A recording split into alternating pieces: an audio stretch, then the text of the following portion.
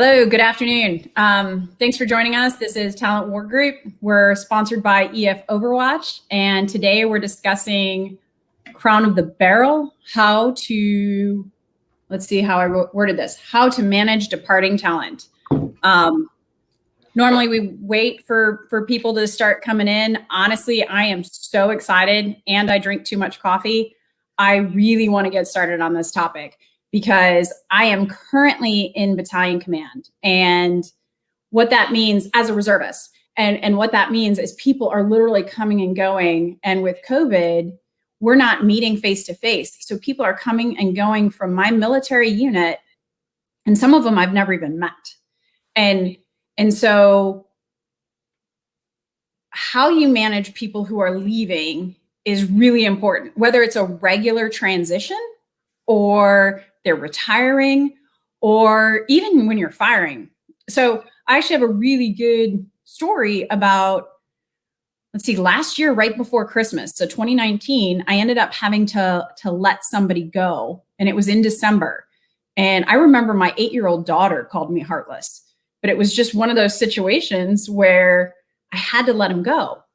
And it was late January, early February last year, where the guy I had let go in December actually called me and said, "Hey, I have some opportunities for us to collaborate with work." And the owners of the company couldn't imagine that I had relieved somebody in such a heartless fashion, and then he was calling to work with us. But it's all about how you manage that transition. You can make it bitter, horrible, violent, or smooth. And there are very few transitions that can't be smooth. So I'm going to use an example from the military.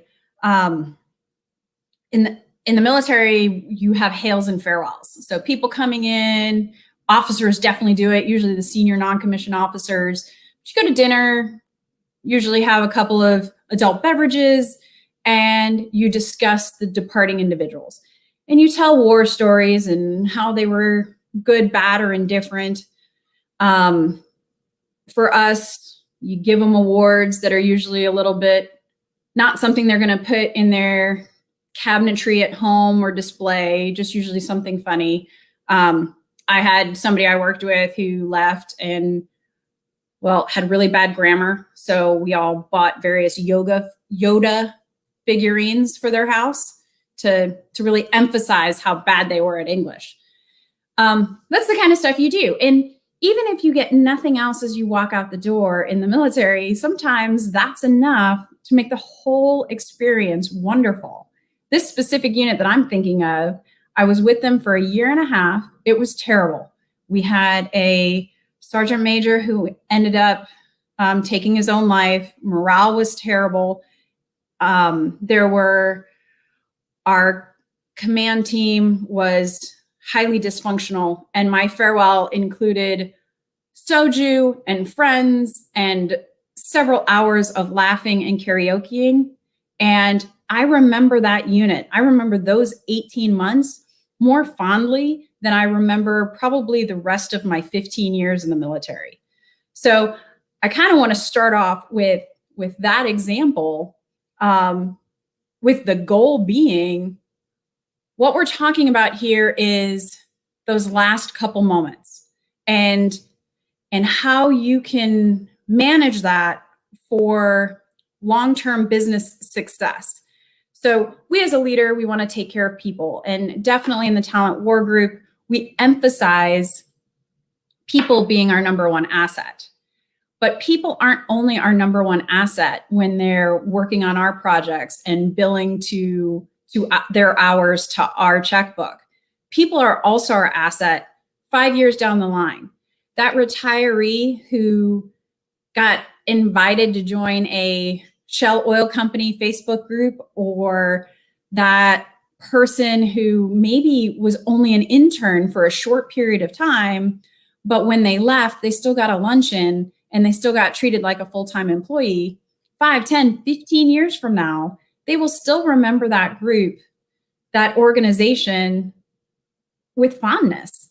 And I had 12 years at Shell Oil Company, and it was a great 12 years. but it wasn't my long-term career. And once I identified that and dropped my notice, it was wonderful. My boss treated me well. My boss's boss treated me well.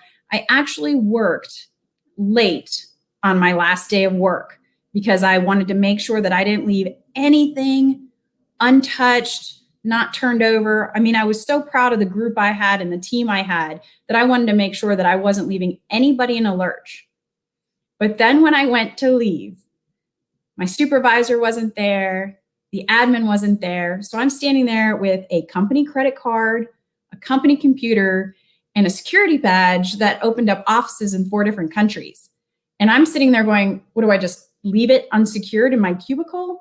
And I had to go to a different group and find somebody to take it and say, hey, I'm turning in my security badge. I can't get out of the parking garage.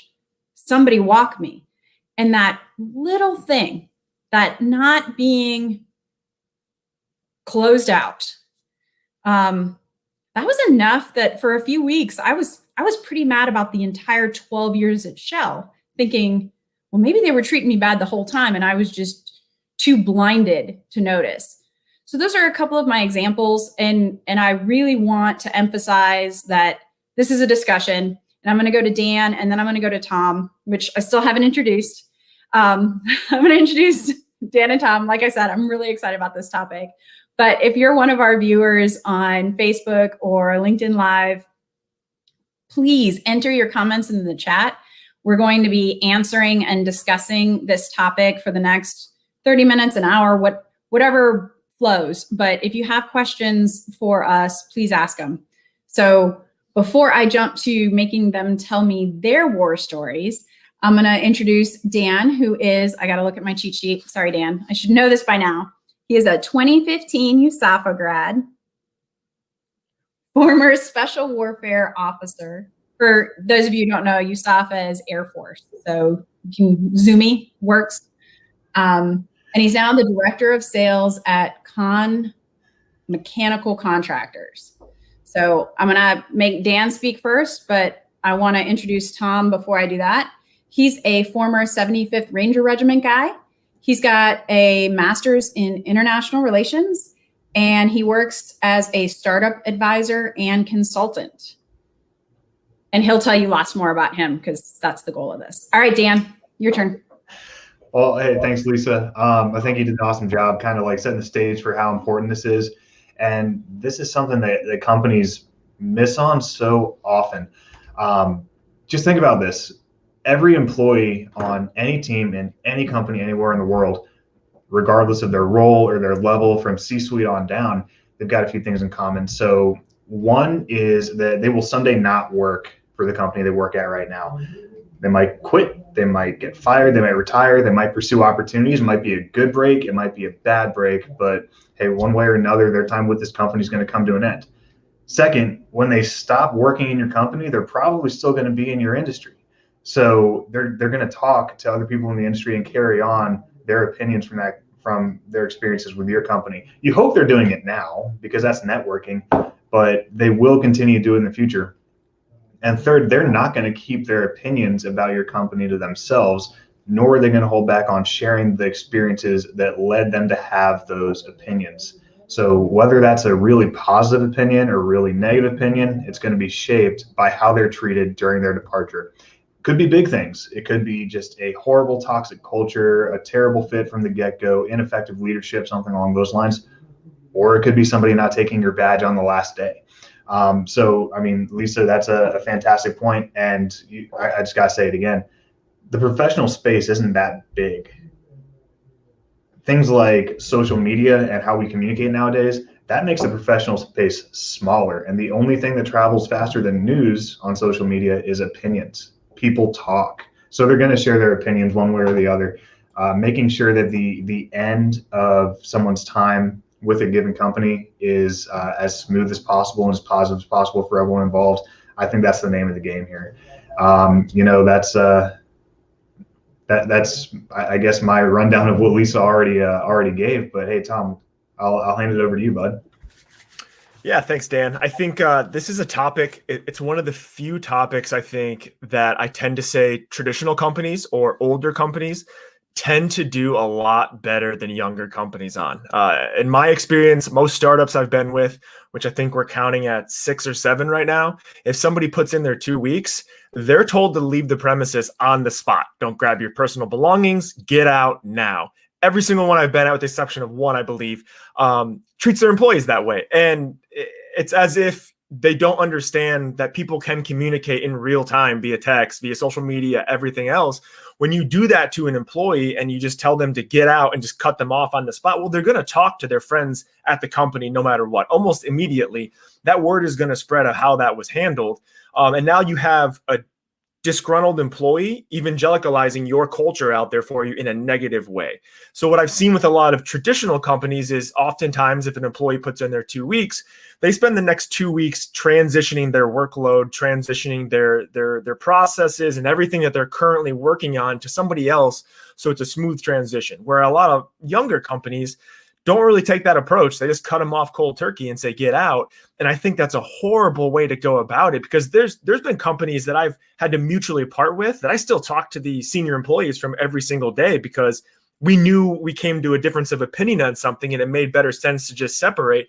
But had those companies just told me to get out and cut me off, well, I probably wouldn't speak very highly of them. But since they did handle everything so well, I made sure to let all the other employees know, hey, thumbs up, company's great. This was a mutual decision, and I will continue to sing those companies' praises. But again, going back to how I started it, I think this is something that younger, smaller companies really struggle with, and it's something that bigger companies I tend to see have a much better process and system built in place for. So, Lisa, I'll kick it back to you, though. I think one of the things that larger companies, more corporated, do well is they do that exit interview. And because they have the exit interview, as long as they don't do it too far up front, it forces certain behaviors, which is actually caring and evaluating. When I leave, I left active service and I left 2 engineering companies. And so those are the only 3 departures I had.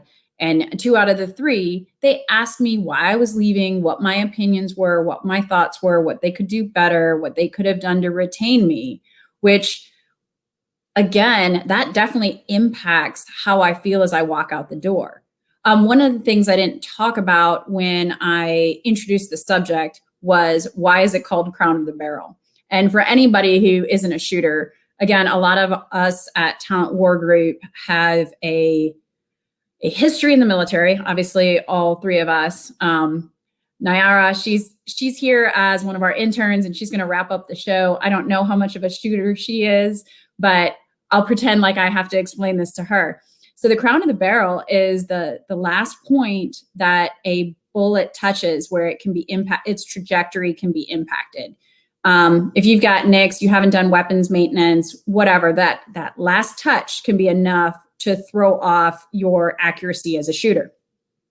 So that's kind of how I feel about the business world. The barrel can be perfectly smooth. It can be well rifled. It can be an awesome weapon, but it's ruined because somebody stuck the tip in the dirt and hit it on some rocks. And that's kind of how I feel about some of these organizations where you see people walking out with their head hanging. A lot of us, and Tom has probably the most experience when he's talking about startups, with smaller organizations that work in a realm of very private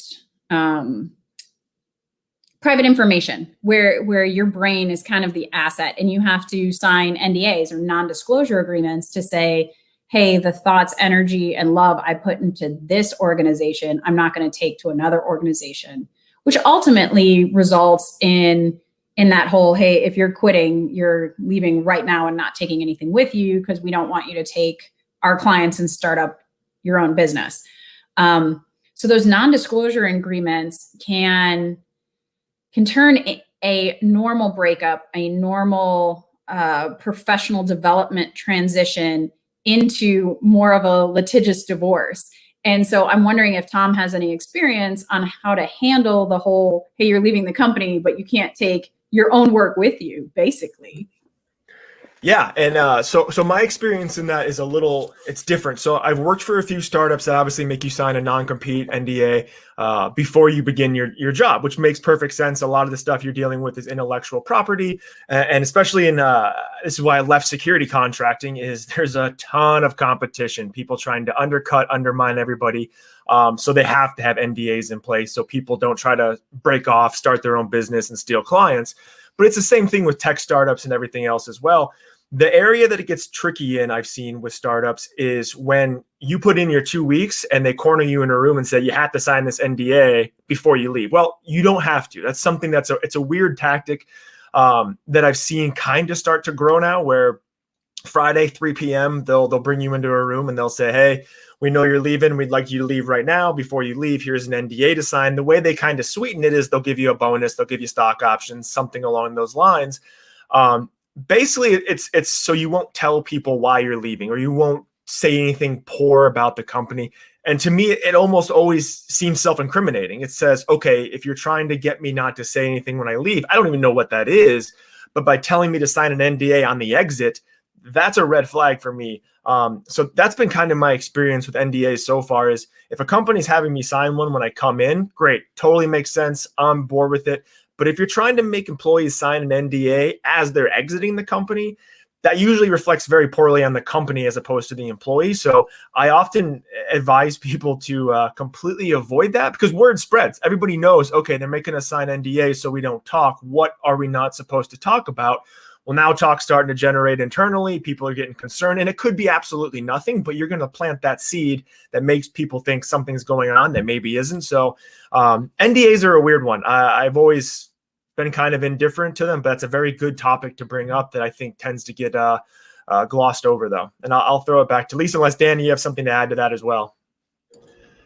No, Tom, what you said makes perfect sense. And you brought up a great point. Even if there is nothing there, nothing that you're trying to not talk about, nothing to really hide, it plants a seed. And then people say, what are we not seeing? What did he see that we didn't? Was there some sort of like driving force that broke him in the company that we're not supposed to know about? It just starts questions. That's how you get false information getting spread. That's how more and more people start wondering, is this the right spot for me, based on absolutely nothing that's coming out of fact. So no, Tom, I think you hit the nail on the head.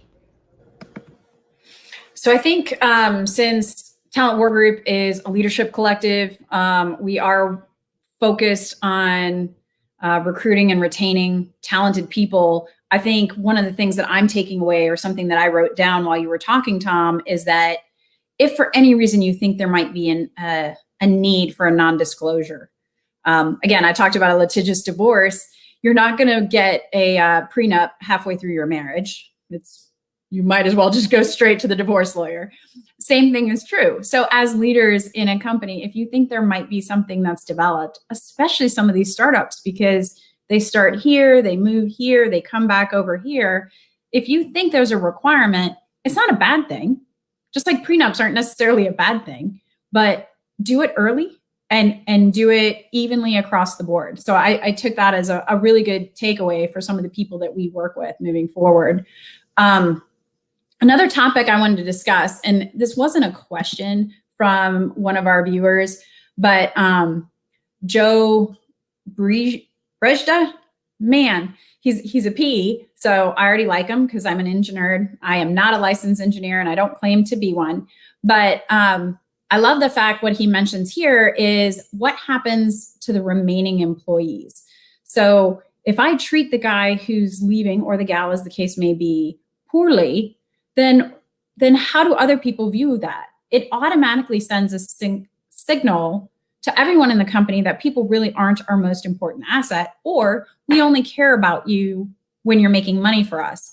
And I'm going to kind of look at Tom and Dan and see if either of you guys have any stories that will help drive that point home. Yeah. Okay. I unmuted first, so I'll go. Yeah, I think so. It's a very broad topic and question there. So I might get completely off base here, but something that I saw, one of the biggest setbacks was with companies that do these kind of things, that have you sign an NDA and then hush you out really quickly. They miss a massive opportunity for positive feedback. So if an employee is putting in their 2 weeks with my company, I want to know why. I don't want to say, okay, great, get out, don't talk to anybody, don't do anything. I've been told before, don't go back to your desk and grab your wallet and keys. Well, how do I get home? Come on, I can do that. But they miss out and they never ask the key question of why are you leaving? Ask for that feedback. Do that exit interview. I've never had an exit interview before with any company I've resigned from or moved on from. And it blows my mind because it's an easy question to ask an employee because everybody likes to think, hey, they're leaving for money.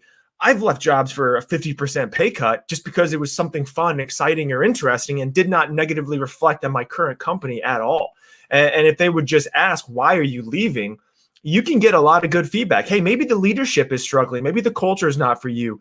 Maybe it's pay. Maybe it's the business process moving forward, the strategy and vision of the future doesn't align with what you want to do. Maybe you want to get out of the private sector and go work for the nonprofit sector. Nobody ever seems to really ask these questions anymore. And again, I think this is something that comes back to what traditional companies seem to do a lot better than startups is just never ask that key question, hold that exit interview. So that might be completely off topic of what the original statement or question was, but I think it kind of follows up that NDA on an exit topic very closely. So Dan, do you have anything to add to that? Yeah, absolutely. You know, when an employee is leaving a company, it's something that kind of generates attention, right? And if you're not talking about it, then people will just automatically let their brain jump to there's something I'm not supposed to know. Even if it's just, hey, there's another opportunity in another town, or I'm moving closer to family, or I'm moving further away from family in some cases, I don't know. Whatever it is, there's a real reason for why a person is leaving. There's something tangible. There's the reason someone's leaving company. If you don't talk about it, if you don't share that information, and like you said, Tom, a great way to pull that information is through an exit interview. If you don't pull that information and you don't share it the right way, then people will assume that something bad happened, something they're not supposed to talk about. You know, we had a guy at our company who I was very much looking forward to working with when I came on here, and he actually might be watching right now. If you are, throw a comment and you'll know what I'm talking about. He had an opportunity in another city. There was something family related that was pulling him there. The company by no means was upset with his decision to leave. It was the right decision for him. It was the right decision for his family. And the break between person and company was purely administrative. It had nothing to do with we don't like this person, we don't value this person, he's not a contributor to the team, we don't wish him well. It was just that was the way it needed to be. That's life, and life happens. Because we were really open about that, and he was open with us and we were open with him, it was a great separation. He gave all of his knowledge to the people who needed it, all of his resources and connections. He helped the business grow. And then, you know, he stayed in this industry, which means that he's still an advocate for us. We're still an advocate for him. While I would have absolutely loved an opportunity to work with this guy for longer than I did, there's nothing wrong with that break, and because we were open about it, nobody assumed the worst. Nobody assumed anything less than kosher happened in any way.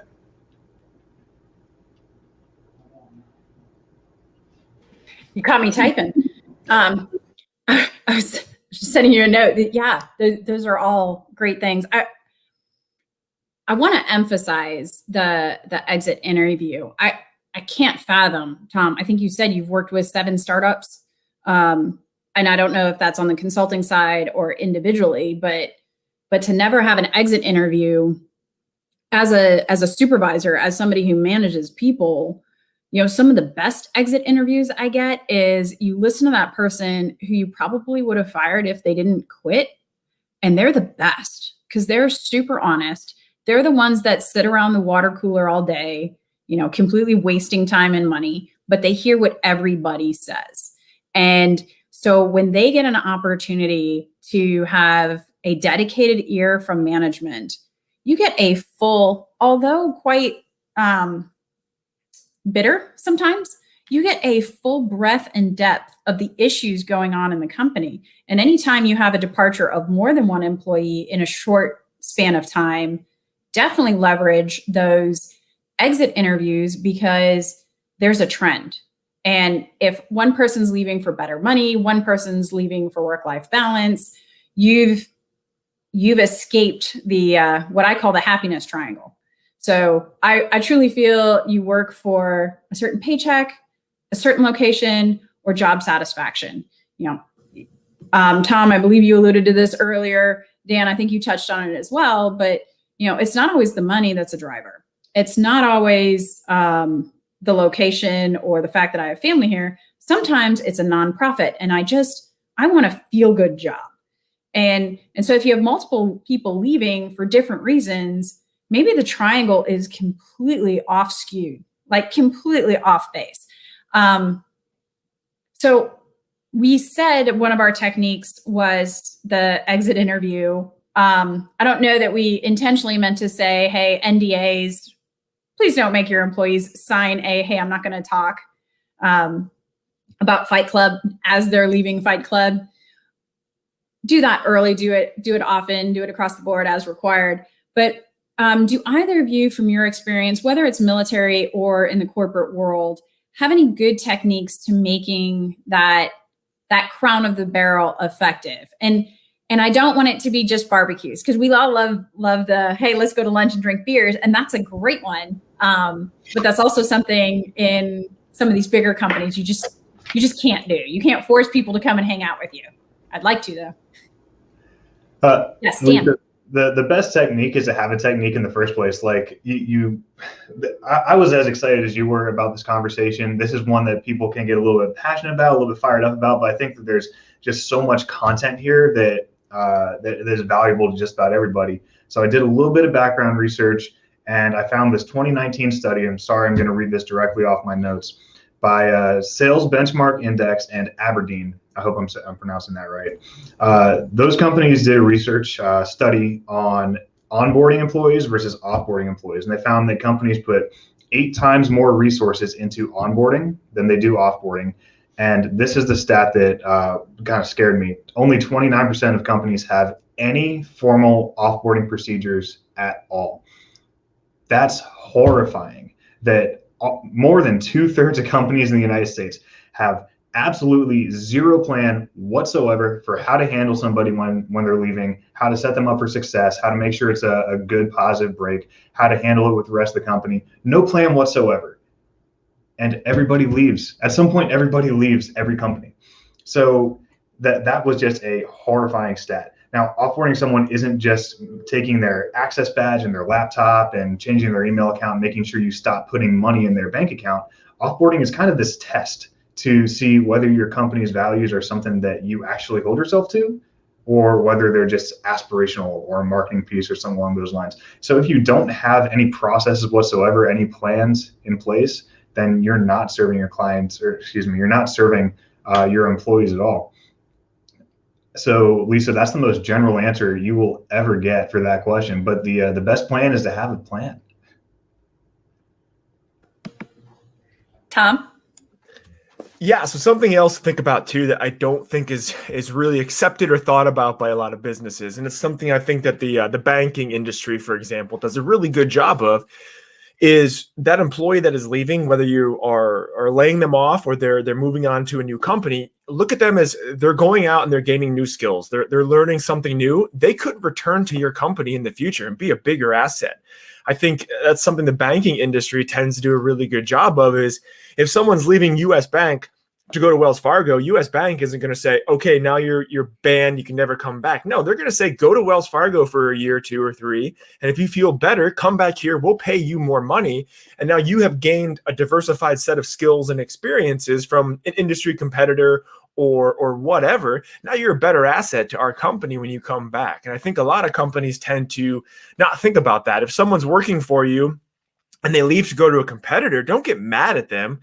Look at them as someone who, if you maintain a good relationship with them, they might go to that competitor, dislike their culture, get treated worse or whatever, and come back to you in a couple of years. And now they're going to be a far better asset and employee to your company. So that's one thing I wanted to make a note of real quick that I don't think ever really gets talked about, is if someone leaves, leave that door open for them to come back better equipped to help your company out. Tom, I love that. And I mostly love it because that's something that we do organically in the military. As officers are usually the generalists. So you see it more on the officer side, but the senior enlisted as well. You force soldiers, sailors, even airmen once in a while, to rotate through jobs so that they can grow their proficiency in a multitude of different areas. You send them to school and then bring them back.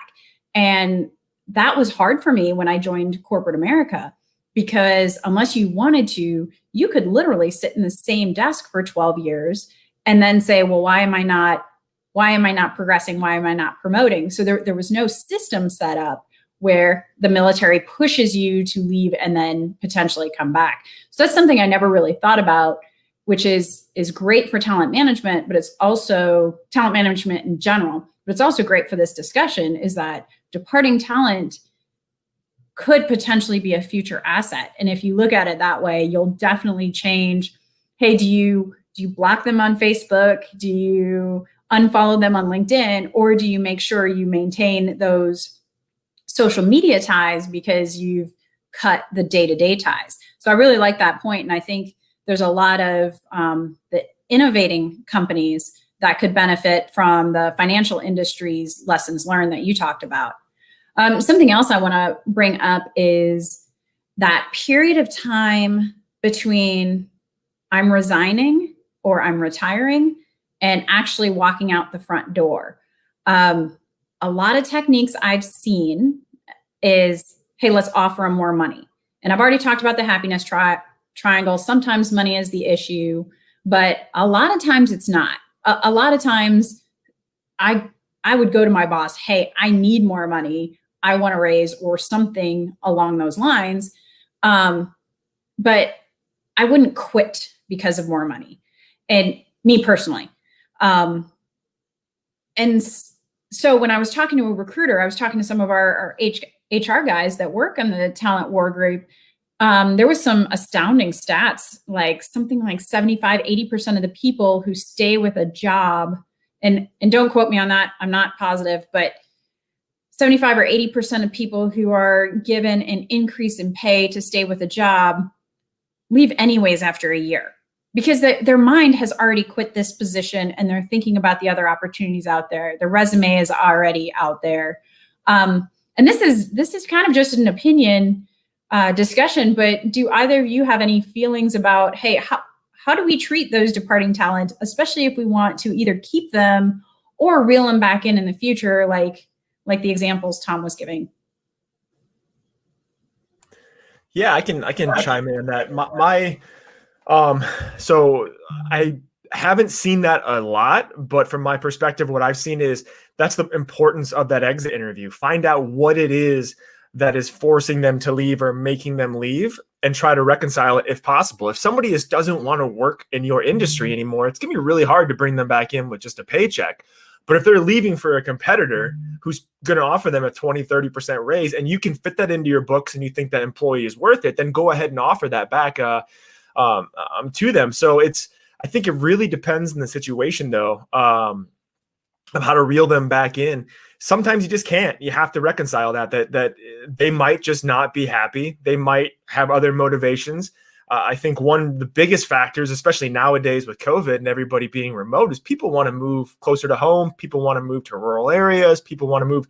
I mean, I'm in Minneapolis where it's freezing cold. I love it, but a lot of people are wanting to move south where it's warmer, and you can't really get them to stay because you can't change the weather. So I think there's a lot of factors that are really completely outside of your control. But again, Lisa, going back to what you're saying, though, you got to be able to do that exit interview and find those little areas that maybe you can improve their quality of life. Maybe you can make them happier. Maybe you can pull them back in. But I think at the end of the day, you have to just be able to accept the fact that sometimes you will not be able to do that no matter what. And that's not really an answer for you at all. That's very generalized, but that's my perspective.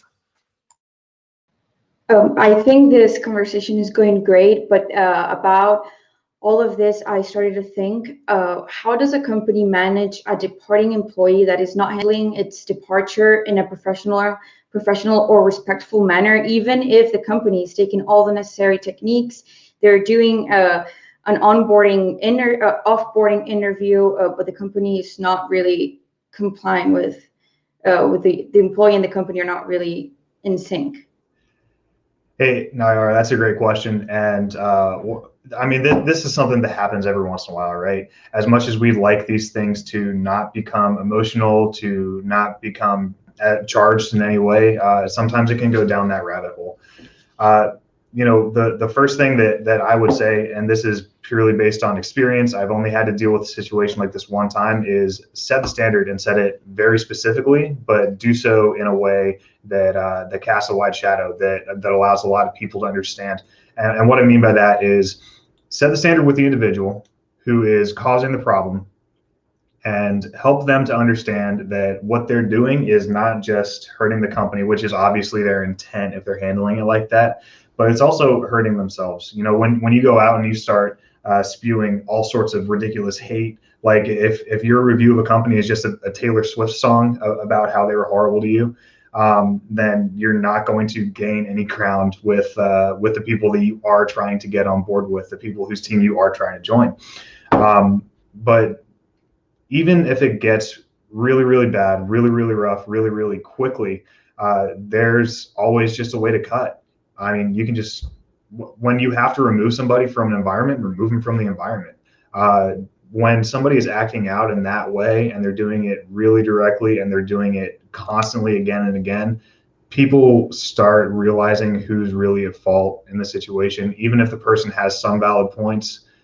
In terms of how they're criticizing an organization or their culture, it's going to get to a point where that person is reflecting more negatively on themselves than on the culture of the company that they're leaving. Naira, that's an awesome question. It really was, and Dan, I want to emphasize I've seen that happen all too often, and it is a hard situation because you as the manager are trying to manage their happiness, but on the flip side, what are you going to do? Fire them? I mean, it's terrible. So we had a good question in the comments, so I'm just going to read it directly because I don't want to lose content. It's from Robert Shatanoff, who's a CPA, and I apologize for pronunciation. My maiden name is Peplinski, so I do feel bad when I pronounce people's names wrong. But Robert asks, do the entities that conduct exit interviews use the information to address any problems, or do they sweep it under the rug? I'm going to answer this, give you my 2 cents, and then I'm going to throw it over to Tom. But this one is hard because some of the things that you see people complaining about are things that you're doing yourself as a manager. So for me, sometimes that was complicated. Because do you sit there in the exit interview and give them a whole explanation of, yes, I know you don't like this, but you're kind of leaving for a reason and you weren't our highest performer. So what I did in my last job, and it may be a good or a bad technique, but one of the things that I did to try to make sure I didn't accidentally sweep things under the rug, because we're all human. Some things I don't think are that big of a deal, and they're just being petty. And other times it's, ooh, that's me, I can fix it. I'll just fix it internal. I don't need to escalate it. But what I did is I asked that if it was a face-to-face interview, that HR at least touched base with each employee as they were leaving. So for my company, you could either have HR or the first line manager do the exit interview. Well, in what I tried to do is make sure that both HR and I did those final touches, because the other thing I found is different information comes depending on who the audience is. People might not want to hurt my feelings, or people might not be as honest with HR because they're worried about the long-term impacts. So having a couple different people do it, that's kind of the how to do exit interviews. I don't know that I'm answering Robert's question, so I probably should throw it over to Tom before I dig myself a deeper hole.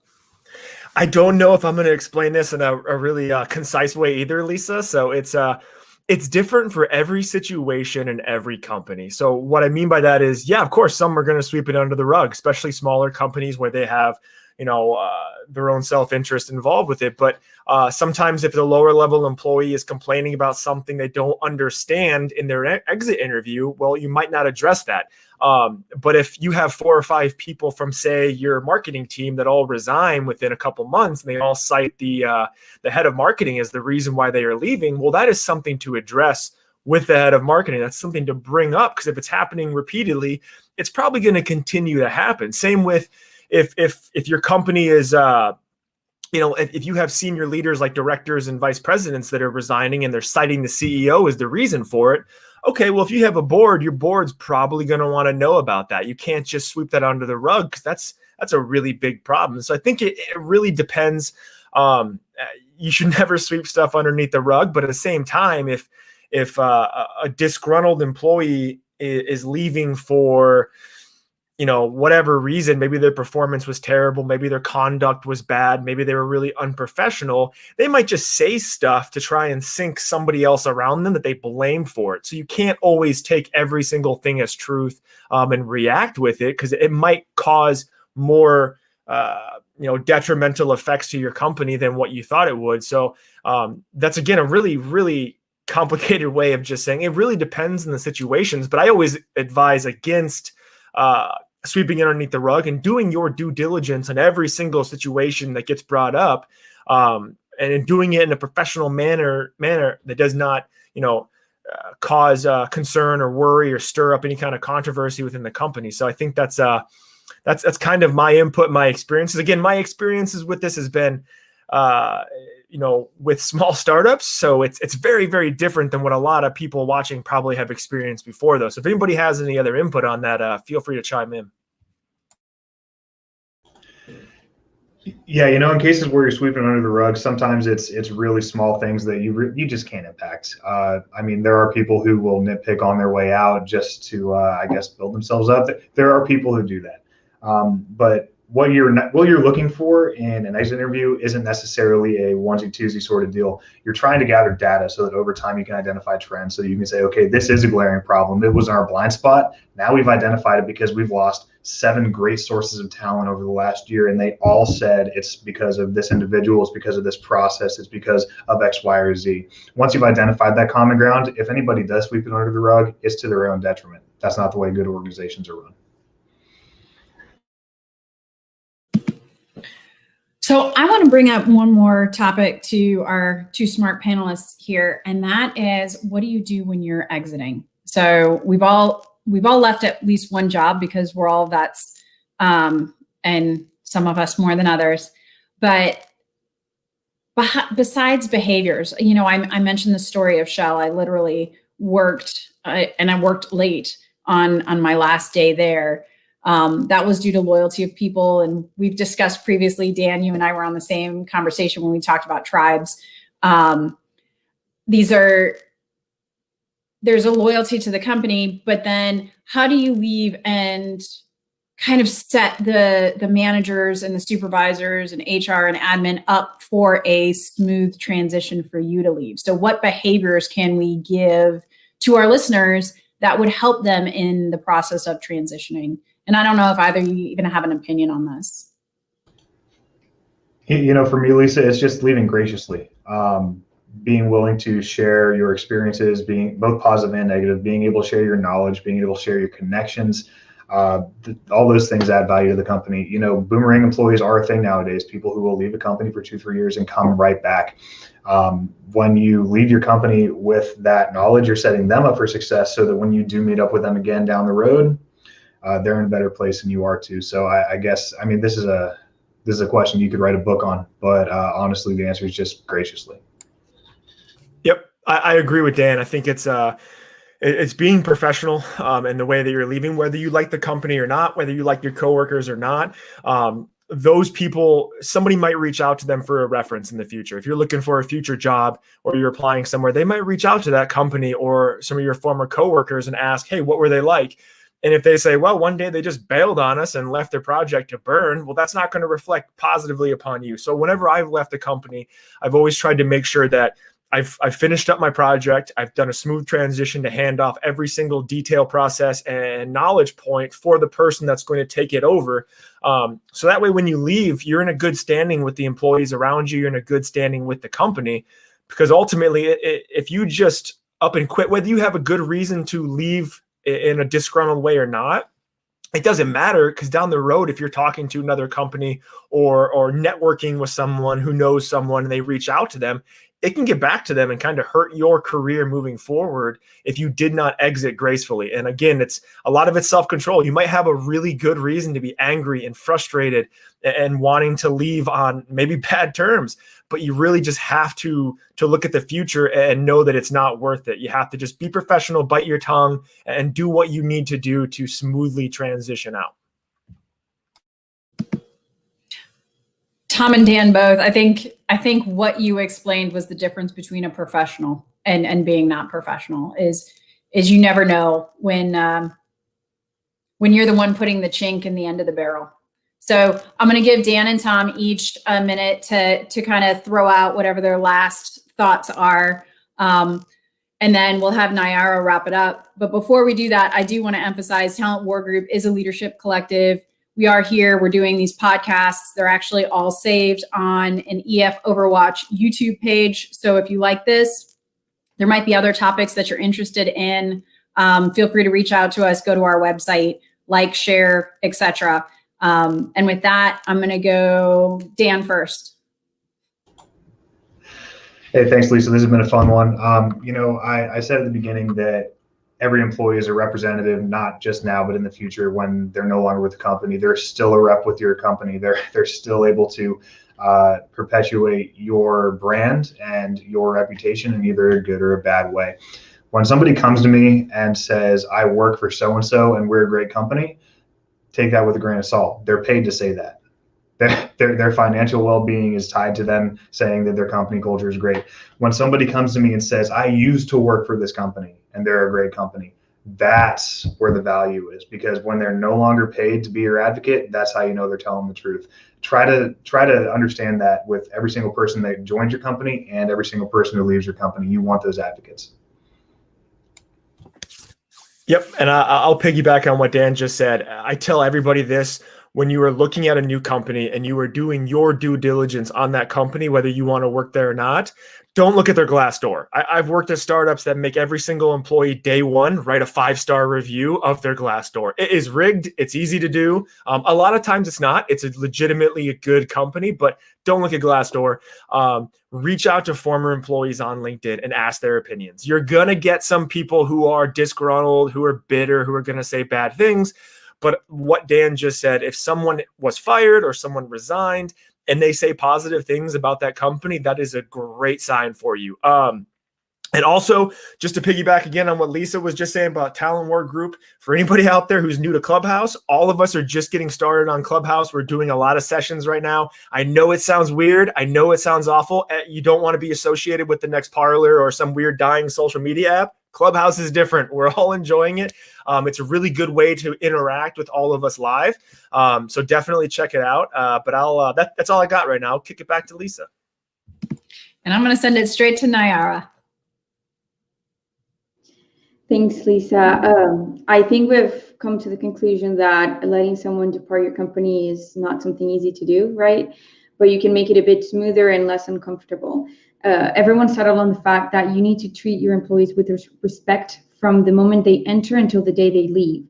Lisa emphasized the employee's side, where from her experience, she appreciated how the company she was departing from asked her the reason why she was leaving, what could they have done better, and many more questions. So it is important to not simply leave, but give importance to the employee's input and ask what could have gone better.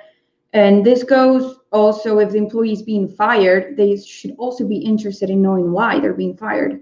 On the organization side, Tom gave advice on how it's not the best to put someone on their spot and make them leave on the same day. In order to make it smoother, you need a period of time of maybe up to 2 weeks or more, depending, in which the employee can prepare for that departure. And Lisa added how an exit interview is a great technique to make this process better. In other words, as Dan said, the best plan is to have a plan. As he pointed out, a study where, quote, only 29% of companies have offboarding procedures where they handle and set their ex-employee up for success. Finally, the way a company deals with departing talent not only impacts them and the person leaving, but also the rest of the company. It does show to other employees that the organization is not concerned with its people. On one of our past episodes, Jim Brown from the Talent Work Group emphasized the phrase mission first and people always. This is because everyone in your organization should be valued at any given point of their trajectory within. And a key takeaway of this discussion for the organization side is really to commit to this and track all your data so you can find possible trends and improve throughout time. And that's it, yeah. Thanks, Nayara. That's great. For people who logged in late, we've gotten some feedback that sometimes Nayara's 5 minutes at the end is the most useful time of the entire 45, 50 minutes. So thanks for being such added value. Before I let everybody go, I just want to plug, there's a new book out. It's called The Attributes. It's written by one of our Talent War Group buddies, shall we say, part of our tribe. Again, it's called The Attributes, 25 Hidden Drivers of Optimal Performance. The author is Rich Davini, and I'm on chapter 13, I think, and it is absolutely fantastic. I actually stopped it and I'm listening to the audiobook, and I made my 12-year-old listen to part of it, and he actually looked at me as if that was value add to his life, which is pretty cool when it's a 12-year-old. So it's got lessons learned from for every level of development, from a 12-year-old who wants to be a football quarterback to somebody who's running a business and running a team. So that is at 1300 Central Time, 1 o'clock for those of you who aren't military. Sorry about that. 1 o'clock Central Time on Thursday, February 4th. Again, follow us, like, share, and thank you so much to Dan and Tom and Nayara. You guys are value add every time we get together. Hope you all have a great day.